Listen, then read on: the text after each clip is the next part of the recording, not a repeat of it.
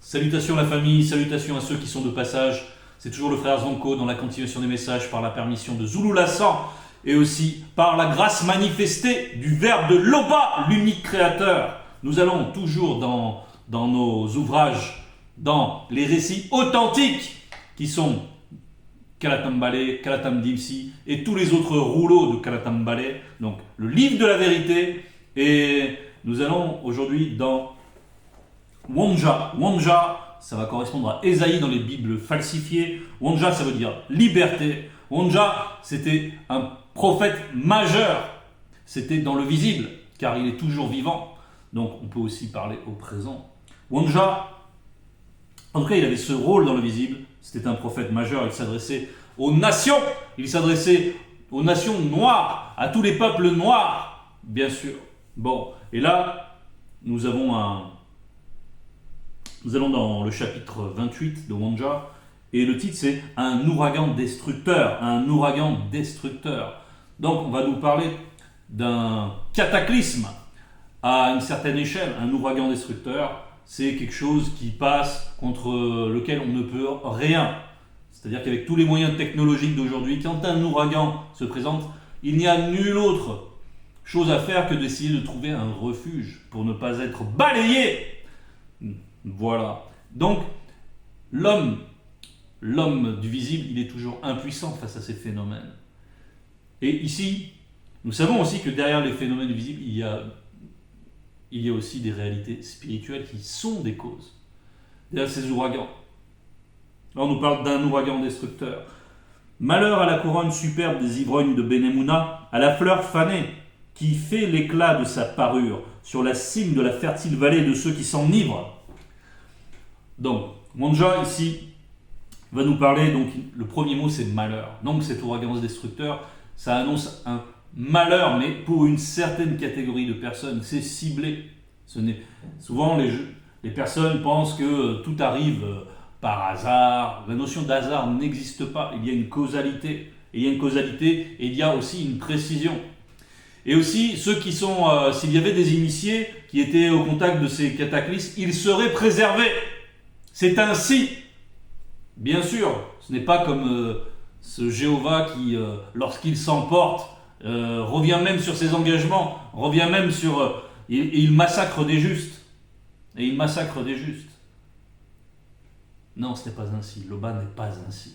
Loba est par-delà tout ce que l'on peut concevoir ou ne pas concevoir, il est par-delà la manifestation de la justice et par-delà même la manifestation de sa toute divine puissance. Donc, Loba n'a rien à voir avec cela, et Loba honore toujours, bien sûr, ce qu'il manifeste.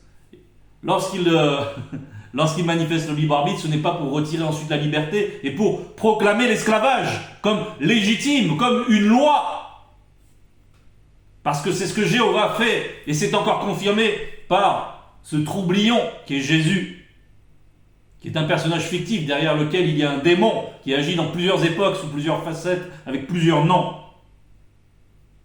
et qui trompe. Et vous regardez dans 1 Timothée 6, verset 1, et il y a encore une pérennisation, on pérennise encore l'esclavage. 1 Timothée 6, verset 1, allez voir dans vos Bibles, truffé d'erreurs, vérifiez, l'esclavage est encore une loi. Établi, approuvé. Ce même Jésus qui proclame qu'il est venu pour rendre la liberté aux captifs dans la prophétie. Mais là on est dans Wanja, la liberté, c'est la liberté réelle, spirituelle, totale, l'affranchissement. Et donc, ceux qui bénéficient de cette grâce sont épargnés lorsqu'il y a de tels événements, des grands cataclysmes, des ouragans destructeurs. Et on nous parle ici donc, précisément dans le verset, d'ivrogne, de Benemouna, à la fleur fanée qui fait l'éclat de sa parure. Donc ces ivrognes-là, bien sûr c'est quelque chose de péjoratif, un ivrogne c'est quelqu'un qui a une addiction, c'est quelqu'un qui est soumis au mauvais vin. C'est quelqu'un qui n'est donc pas dans cette liberté, c'est donc un non-initié. Et ici on s'adresse aux non-initiés. Benemouna va représenter les non-initiés qui sont encore qui ont encore une part d'abondance, qui ont des récoltes, qui sont contents avec le mou, avec leur vendange, et qui, tant qu'ils ont ça, peu importe tout ce que peuvent raconter les vrais prophètes, peu importe les prophéties pour eux, parce que tout ce qui compte, c'est qu'ils continuent à s'abreuver de mauvais vin. Donc c'est à eux qu'on s'adresse. Et en plus, ils s'enorgueillissent de leur opulence, de leur prospérité matérielle, à travers donc, c'est ce qu'on nous dit, la fleur fanée qui fait l'éclat de sa parure, Donc ils se revêtent volontiers. En plus, ils se prétendent bénis, ces gens-là, ils se prétendent préservés. Et ils ont aussi des gens pour les confirmer dans ces erreurs-là, des faux prophètes, et on va y venir après. Voici ce qui nous est dit au verset 2. Voici venir dans la tribu Sawa 2 hommes forts et puissants, tout ça avec des majuscules, issus de Loba, comme un orage de grêle, un ouragan destructeur, comme une tempête qui précipite des torrents d'eau. Muniba Mimbu, l'entité des saisons, l'a fait tomber en terre avec violence. Donc il y en a deux qui sont manifestés, on nous dit issus de Loba, donc ils sont par-delà même les réalités spirituelles, qui sont par-delà même le monde spirituel, qui vivent par-delà, qui sont le socle même de la non-existence. Donc, et qui viennent et qui se dépouillent, et bien sûr, ça va la correspondre à Jokisabe en son temps et à Zulu Lassan dans notre temps. Et ce qui accompagne leur manifestation dans le visible, c'est cet ouragan destructeur et les phénomènes que l'on peut voir et toute l'agitation qu'il y a en ce moment dans le monde du visible, de la chute. Mais ça va représenter aussi quelque chose de ciblé, comme on a dit. Donc cet ouragan destructeur, il est surtout vis-à-vis d'une catégorie de personnes qui se pavanent comme ça dans sa médiocrité, dans son ivrognerie spirituelle. Parce qu'il y a plusieurs manières d'être un ivrogne. Ça va représenter une ivresse spirituelle. Et derrière, il y a bien sûr l'action du monde occulte avec des démons religieux, des démons d'assoupissement qui sont là pour tenir le peuple dans leurs fausses croyances. Mais quand arrivent les deux, à chaque fois, c'est un choc. C'est un choc avec, bien sûr, un retentissement, avec des ondes de choc. Et par leur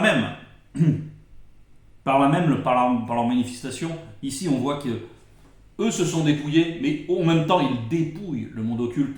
Et en même temps il y a cette action de Munima Mimbu, l'entité des saisons, qui va justement leur ôter ce qui fait leur fierté, c'est-à-dire leur abondance matérielle.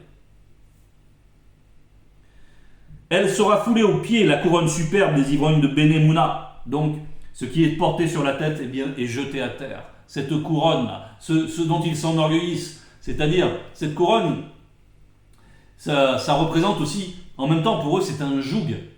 Ce dont ils se réclament, cette fierté dont ils se réclament, c'est-à-dire les bénédictions des pasteurs, toutes les fausses religions qui sévissent, ils se pensent bénis, ils se croient préservés justement de cet ouragan destructeur. Mais quand se manifeste cet ouragan destructeur, c'est tout ce qu'ils croient. C'est comme ces croyants qui sont là, ils sont dans les églises, l'église du salut, etc., peu importe, les églises de réveil, et ils sont frappés.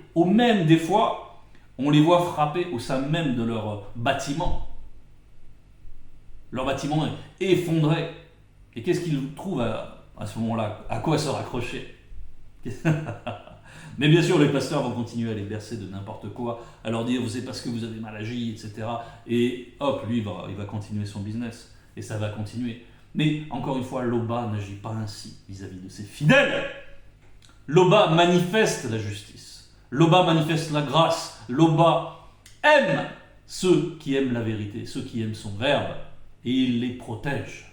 Et il ne permet pas qu'ils soient ainsi frappés. Verset 4. Et la fleur fanée, qui fait l'éclat de sa parure sur la cime de la fertile vallée, sera comme une figue hâtive, qu'on aperçoit avant la récolte, et qui, à peine dans la main, est aussitôt avalée. On prend une image là de la figue hâtive. Qu'est-ce qu'une figue hâtive? C'est une figue qui est venue avant son temps, et qui n'a pas pu mûrir correctement, et qui est donc toute petite, et qui est donc impropre à satisfaire la faim, à satisfaire, à donner vraiment du plaisir et à satisfaire la faim. Donc on nous dit que cette fleur fanée, donc, qui représente leur gloire à ces non-initiés, avec leurs bâtiments de culte, avec les costumes de pasteurs, avec tout ce qui fait leur superbe, aux yeux des autres, aux yeux du visible, n'est-ce pas? Tout ce qui fait leur apparat, eh bien tout ça va être précipité. Et comment? Nous allons le voir. Et cette figative, donc, on nous dit, c'est quelque chose qui ne va plus suffire, c'est quelque chose qui va pas procurer la satisfaction. C'est quelque chose qui est contraire à ce qui est glorieux, justement, à travers la fleur fanée. C'est quelque chose qui est ridicule, de par ses proportions.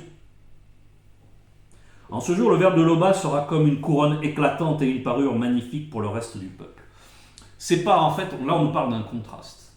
Parce que quand arrivent ces deux-là, bien sûr, est manifestée la science, la vérité. Ils sont un avec la vérité.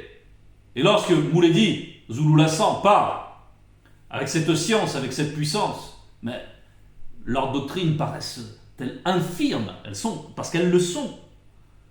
Parce qu'ils ont pompé des choses sans en avoir la compréhension. Ils ont pompé des choses dans les récits originels, dans Kalatam Balé, dans Kalatam Dimsi.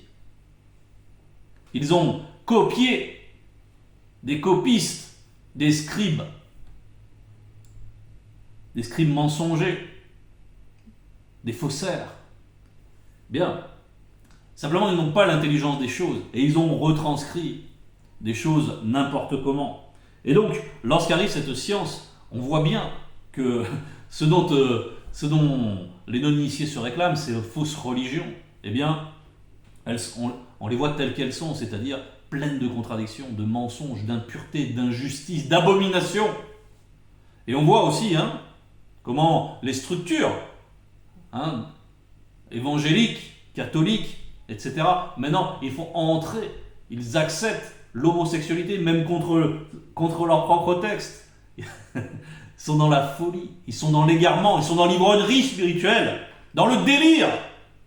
Ils ne comprennent plus rien. Et l'éclat de ce qu'amène de l'enseignement de Zouloulassan, en comparaison, c'est la pureté même. Et ce contraste est saisissant, car son enseignement est sans tache, sans fraude, sans motifs impurs, car il amène à la sanctification, à connaître le véritable créateur, qui est Loba, qui n'est pas ce Jéhovah qui a besoin de descendre pour vérifier quelque chose, qui est donc soumis à sa création. Il a besoin, il doit faire attention à la gravité pour descendre. Il a besoin d'aller vérifier, donc il n'est pas omniscient. Réveillez-vous. Mais quand on leur parle comme ça, lorsqu'on leur montre ces choses-là, ces gens qui s'enorgueillissent de leur doctrine de blanc et de sang mêlé, de leur doctrine de démons, eh bien, qui sont des idolâtres, qui adorent la créature, alors Jésus, qui n'a même pas existé, eh bien, quand on leur montre ces choses-là avec précision, eux, ils sont dans le déni. Ils ne veulent pas voir. Parce que un enfant normalement constitué comprend ça. Un enfant normalement. Mais eux, ils veulent retourner à leur ivrognerie. Ils aiment cette ivrognerie. Ils aiment le péché. Ils aiment continuer à faire du n'importe quoi. Ils sont bien dans cette demeure-là, dans ces églises de péché, de sommeil profond, d'assoupissement, qui se disent réveil, parce que c'est ça leur parure. Ils se parent d'être là au réveil. Ils sont là. Ils attendent le retour imminent de leur Jésus dans bien d'autres églises. Et il ne viendra pas. Il ne viendra pas. C'est ainsi. C'est comme ça. Il ne viendra pas parce que c'est un personnage fictif. Parce que ce Jésus était là juste pour essayer de supplanter Djokisabe. Mais Djokisabe s'est manifesté dans le visible. Et Zouloulassan confirme Djokisabe, le premier-né de la création, qui est venu dans le visible. Et maintenant qu'on vous présente ces choses, et maintenant qu'on vous présente la vérité, et maintenant qu'on ôte les scories, et maintenant qu'on enlève tout le mensonge qui est dans vos Bibles, et qu'on vous restitue un texte originel, comment vous comportez-vous? Vous retournez à vos immondices, parce que vous aimez ça. En ce jour, le ver de l'Oba sera comme une couronne éclatante et une parure magnifique pour le reste du peuple. C'est ce qui nous concerne, nous les non-initiés, enfin, graciés et les graciés. Le ver de l'Oba donnera un esprit de justice à ceux connus qui doivent rendre la justice. Voilà, telle est véritablement l'essence de l'enseignement. Un esprit de justice véritable à ceux connus qui doivent rendre la justice. Il remplira de force ceux connus qui repoussent les ennemis devant la porte de la ville. Donc il va donner, le ver de l'Oba va donner la puissance, va donner aussi une structure. Cette ville, c'est aussi l'assemblée des justes, n'est-ce pas? Et il va y avoir des dons véritables, pas des dons simulés avec du langage de charabia, avec des choses pour faire du business, pour épater la galerie, pour faire du show business. C'est ça la parure. C'est aussi ça, cette fleur fanée, c'est tout ce dont il se gargarise d'avoir des manifestations du Saint-Esprit. Alors que le Mouni Moussangui ne les connaît pas, quoiqu'ils connaissent toutes choses. Mais là encore, ne serait-ce que dans cette phrase, ils vont être perdus, les gens. Oui. On peut être connu d'une certaine manière. On peut savoir que tu existes, on peut savoir que tu es mal animé, etc. Mais en même temps, tu n'es pas connu, dans le sens où tu n'existes pas véritablement dans le grand ordre des choses. Donc, il ne faut pas tordre les paroles n'importe comment. Le ver de l'Oba donnera un esprit de justice donc à ceux connus qui doivent rendre la justice. Il remplira de force ceux connus qui repoussent les ennemis devant la porte de la ville. Mais eux aussi, ils chancellent dans le vin mauvais. C'est-à-dire que parallèlement, ils continuent, c'est ce qu'on a dit, ils continuent à s'enferrer de plus en plus dans leur délire. Ils ne veulent pas écouter ce que ici Zulu Lassan fait connaître à nouveau. Mais eux aussi, ils chancellent dans le vin mauvais. Et les boissons fortes leur donnent des vertiges. Point virgule.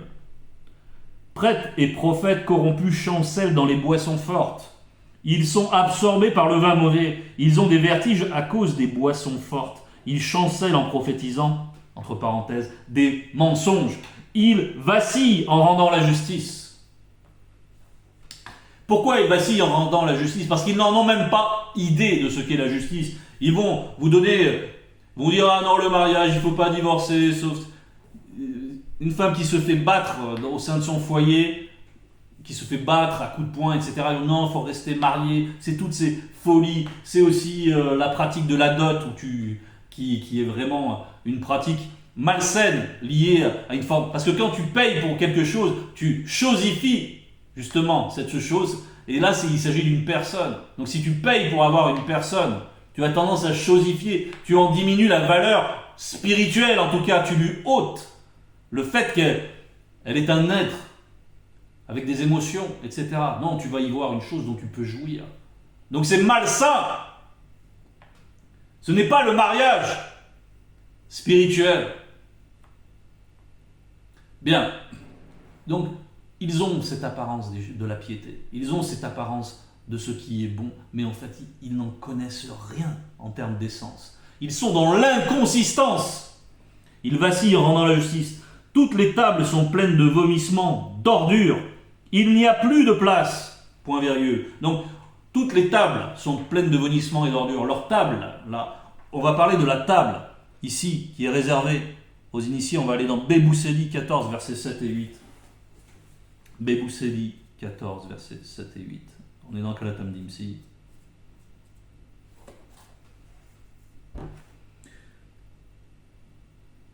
Tu façonneras la vaisselle nécessaire, plat, coupe, flacon, bol, pour les dons volontaires de bon vin. Et oui, il y a le bon vin. C'est un vin qui n'enivre pas, mais qui procure la joie. Le tout en or pur, n'est-ce pas? Parce qu'ici, la pureté est et comme un fondement. C'est sur cette table qu'on placera les pains consacrés aux initiés en chef. On les place. Il y a l'ordonnancement, il y a une précision. Les objets sont répartis, chacun à leur place. Il y en aura continuellement devant eux. Et il y a les pains consacrés. Et les pains consacrés, ça représente aussi le partage. Le partage des deux qui sont issus de l'Oba et qui se sont dépouillés pour nous, qui se sont offerts pour nous selon l'ordre manifesté par l'Oba et qui nous sont venus pour nous enseigner et pour nous sauver.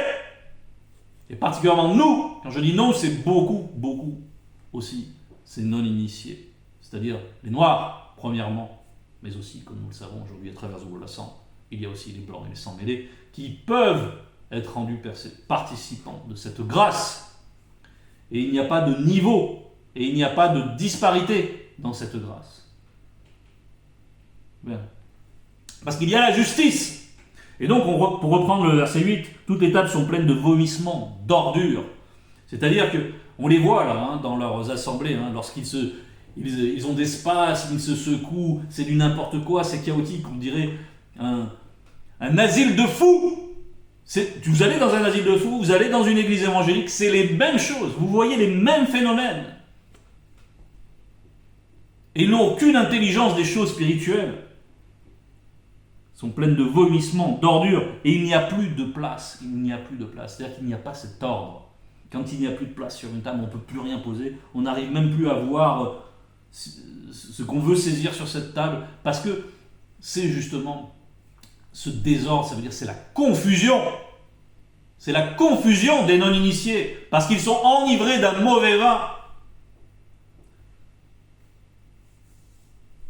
C'est ce vin-là, ça représente l'influence et aussi l'enseignement du monde occulte.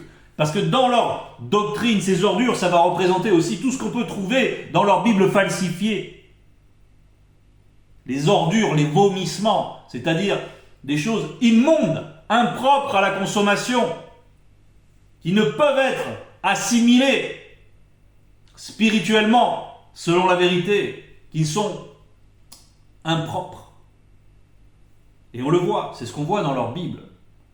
Donc qui, encore une fois, pérennise l'esclavage, où on voit aussi un sacrifice d'êtres humains dans Genèse qui est approuvé par leur Jéhovah, des sacrifices d'animaux, en veux-tu, en voilà, et puis ensuite il dit que finalement il n'en a plus besoin. C'est n'importe quoi. Et puis ce Jésus qui dit que ça y est, avec sa venue, le Shabbat s'est révolu, et pourtant on te dit que c'est une loi perpétuelle, le Shabbat. Perpétuel, prends un dictionnaire. Et on te dit qu'il n'y a pas un seul iota de la loi qui disparaîtra, ça sort de la bouche de soi-disant Jésus, jusqu'à ce que le ciel et la terre passent. Il n'y aura pas un seul iota de la loi qui sera changé. Et pourtant, lui, il vient réformer cette loi. Ça n'a aucun sens. Et ils sont comme ça, des insensés, ceux qui boivent ce vin, cet enseignement impur. À qui veut-on enseigner la sagesse? Avec un S majuscule. Là, c'est la véritable sagesse. Ce n'est pas l'imparade de la sagesse, qui est faite de malice, et qui emplit ces faux prophètes, ces faux pasteurs, qui vous dépouillent, qui sont là pour ponctionner vos biens, pour vous tondre jusqu'à l'os. À qui veut-on enseigner la sagesse? À qui veut-on donner des leçons? On voit ici la prétention aussi, la prétention, tandis qu'ils sont dans ces vomissures, tandis qu'ils sont en train de chanceler, ils ont encore la prétention de pouvoir rectifier quoi que ce soit dans la vérité, dans ce qui émane de Zoulassant. Ils ont cette prétention, mais ils n'ont que la prétention, c'est-à-dire qu'ils n'ont aucune substance pour se faire, aucun argument réel, aucune assise, aucune logique, aucun contre-argument. Non, mais ils sont gavés de prétention et ils se pavanent encore devant les yeux ébahis et en même temps assoupis de leurs ouailles.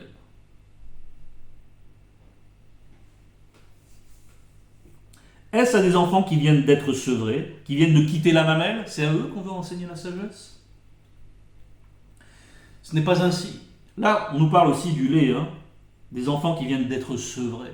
C'est-à-dire, là, on nous parle d'une certaine inconsistance. C'est vraiment un thème récurrent avec cette figative qui peut impropre à la consommation. Une inconsistance. C'est-à-dire qu'ils sont comme des coquilles vides, comme des arbres morts. Ces apparats, c'est pas ce dont ils se tardent. Ce sont des bribes qu'on pouvait trouver dans le Calatam Ballet, et puis ensuite qui ont été falsifiées, et qui ont été tronquées aussi par les Blancs, par les sans-mêlés, parce qu'ils avaient d'autres intérêts, et qui ont été repris dans différents livres religieux, tous ces livres religieux qui reconnaissent la venue de ce Jésus, sont faux.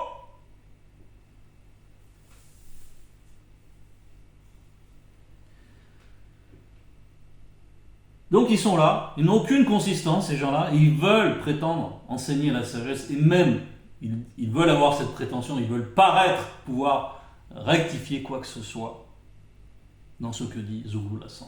Mais dès qu'on les interroge, hein, parce qu'on les voit, on les voit venir sur les Facebook Live, dans les commentaires, on les voit, dès qu'on les interroge, dès qu'on leur demande des arguments, plus rien. L'impuissance, on voit l'impuissance. On voit leur inconsistance s'étaler. Et puis ils partent. Et on ne les voit plus. Voilà, ils n'ont rien. Rien à redire. Parce que c'est normal.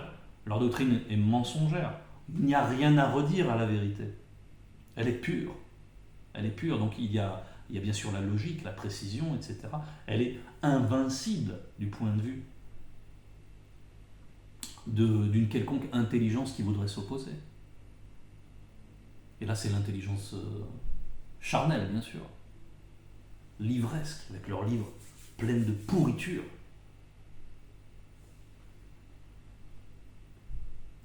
Car, et ça c'est la conclusion et elle est très importante, car c'est précepte sur précepte, règle sur règle, un peu ici, un peu là. Et c'est ça, hein, ce qu'on trouve dans leur doctrine. Il y a des petites règles par-ci, par-là, on les amoncelle, voilà. Et ils n'ont aucune idée de ce qui est derrière tout cela. Ils n'ont aucune idée de ce qu'est la justice. Ils invoquent tel élément du texte, et puis ils les mettent en application n'importe comment, parce qu'ils ne recherchent pas ce qui est juste. Ils ne recherchent pas ce qui est juste. Ils ne savent pas ce qu'est la justice. Ils veulent entendre qu'ils sont bénis tout le temps, dans leur ivresse là. Qu'ils sont bénis, qu'ils pourront continuer à s'abreuver, qu'ils auront de la prospérité, qu'ils les bénédictions, les là. Mais c'est faux. C'est faux. Tout ça est faux. On va prendre, pour bien illustrer, hein, car c'est précepte sur précepte, règle sur règle, un peu ici, un peu là. On a vu aussi ce Pinasilas, détracteur autoproclamé de Zouglou Lassan, qui invoquait ce verset dans sa Bible falsifiée, et dont il n'avait pas l'intelligence. Et il prenait tout ça à l'inverse. Pour lui, c'était un fonctionnement, pour lui, c'était une assurance que de fonctionner ainsi, précepte sur précepte, règle sur règle, un peu ici, un peu là. Mais un peu ici, un peu là, ça veut dire n'importe comment. Ça veut dire que tu n'as pas l'intelligence de ce qui est la justice. Et ils sont tous ainsi disposés. Parce qu'ils n'ont pas la crainte du respect qui est dû à l'Oba. Parce qu'ils vénèrent bien sûr déjà un faux Dieu. Parce qu'ils sont dans les idolâtries. Parce qu'ils sont dans du n'importe quoi. Ils vénèrent des démons dans leur inconscience. Et on va prendre donc le verset 18. Le vers de l'Oba fera de la droiture une règle dans le visible. C'est ça la règle. Et le vers de l'Oba fera de la droiture une règle dans le visible. Et de la justice un niveau. N'est-ce pas? Point virgule. Donc là, ça va représenter aussi les deux. Quand ils se manifestent, et avec la puissance de l'enseignement des deux. Là, c'est toute l'essence spirituelle qu'on voit à travers les deux. Il y a un éclat irrésistible. Et là, tout est limpide du point de vue de la justice. C'est à travers eux qu'on comprend ce qu'est la justice. Ce n'est pas une petite règle par-ci, une petite règle par-là. Toutes les règles, on les voit comme une. cohérente et toute une dans la justice. Toutes ces règles-là, tous les commandements, etc., ne sont qu'une seule et même chose, c'est-à-dire la justice pure. Point virgule. Et la grêle emportera le refuge de la fausseté, et les eaux inonderont l'abri du mensonge. C'est aussi, donc, cet ouragan destructeur, c'est l'effet de la manifestation de cette puissance. Parce que, bien sûr, nous le voyons, tous ceux qui désertent leurs assemblées pour soit aller vers encore du n'importe quoi, ça dépend de chacun, soit la grâce leur est manifestée, et du n'importe quoi, c'est aussi toutes ces doctrines-là, des kémites, etc., qui vont encore vénérer d'autres idoles, qui font du n'importe quoi. Ils copient tels des perroquets, des choses qu'ils ne comprennent pas, parce qu'ils n'ont pas l'intelligence. Mais ils disent, bon, bah voilà, on a trouvé des origines là-bas, mais les origines, c'est pas là-bas. C'était déjà, là-bas, Djenné, donc l'Égypte, c'était déjà des choses qui étaient dénaturées, qui ont été prises, qui ont été copiées sur les initiés, puis dénaturées. Et après, ils se sont mis à vénérer toutes sortes de déités complètement immondes, puisqu'il s'agit de démons. Et maintenant, ils retournent à ça. Donc non, il faut venir bien sûr à la vérité. Donc cet ouragan destructeur, c'est pour les doctrines des autres religions, des autres croyances. C'est destructeur. Et c'est la honte pour eux. Et c'est la révélation de leur éclate. Aux deux, c'est la honte pour eux. Donc, le ver de Loba fera de la droiture une règle dans le visible, et de la justice un niveau. Et là, on va bâtir. Et là, on va bâtir quelque chose, une œuvre incorruptible. Ça va représenter aussi Ébassi. Bien. Tel était le message.